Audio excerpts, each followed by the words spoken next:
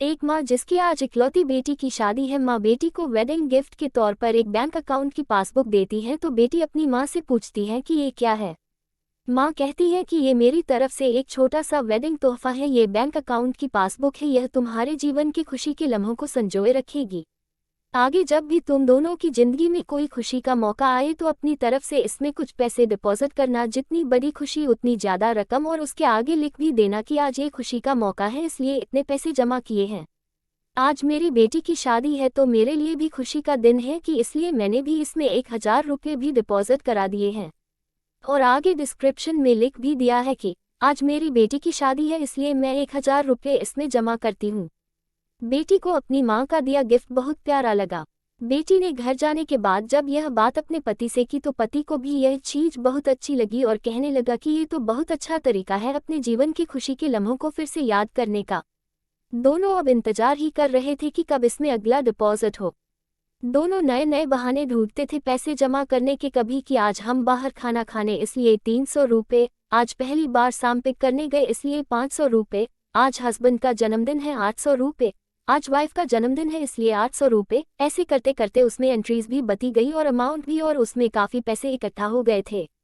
शादी को कई साल बीत जाने के बाद दोनों में कुछ दूरियां बने लगी, दोनों में छोटी मोटी नोकझोंक होनी शुरू हो गई थी। फिर कुछ दिनों के बाद झगड़े होने लगे, दोनों ने बात करना छोड़ दिया और एक दूसरे से खुश नहीं रहते थे।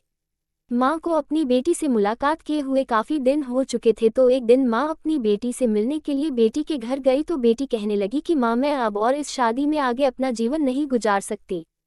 पता नहीं मैंने इतने दिन इसके साथ कैसे गुजार लिए, अब मैं इस आदमी से डिवोर्स चाहती हूँ। उधर पति भी कहने लगा कि मैं भी परेशान आ गया हूँ, इसके साथ रहकर मैं भी जीना नहीं चाहता तुम्हारे साथ, मुझे भी डिवोर्स चाहिए।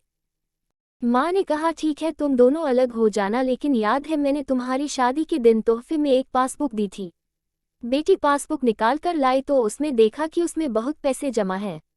माँ ने कहा जब शादी इतनी ही बुरी थी तो पहले अपनी शादी से जुड़ी कोई याद भी अपने पास नहीं रखनी चाहिए, पहले इसमें जमा रकम को खर्च करना होगा फिर तुम डिवोर्स ले सकते हो। दोनों ने कहा ठीक है और अगले ही दिन बेटी पासबुक लेकर बैंक जाती है पैसे निकालने के लिए। बैंक में पैसे निकालने वालों की लाइन लगी थी तो बेटी भी लाइन में खड़ी हो गई।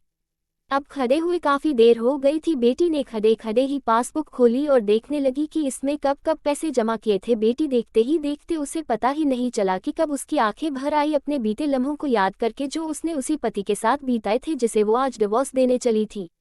बेटी बिना पैसे निकाले वापस घर आ गई और अपने पति से कहने लगी कि ये मुझसे नहीं हो पाएगा, ऐसा करो तुम ही जाकर इसमें जमा सारा पैसा खर्च कर दो।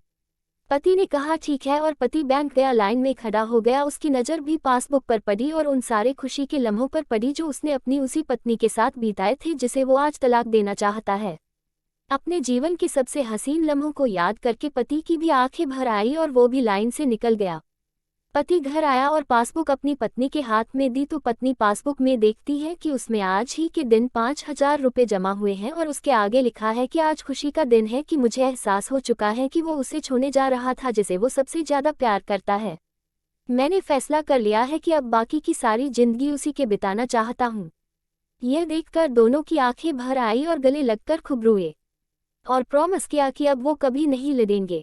यह कहानी उन सभी के लिए है जिनके रिश्तों के बीच में दूरियां आ गई है। वो पहले आपस में बहुत प्यार करते थे लेकिन अब वो एक दूसरे के साथ रहना पसंद नहीं करते। अगर आपके रिश्ते में भी थोड़ी बहुत दरारें आ गई हैं तो उन दरारों के भरने के लिए उन खुशी के लम्हों को याद करिए जो आपने एक दूसरे के साथ बिताए हैं।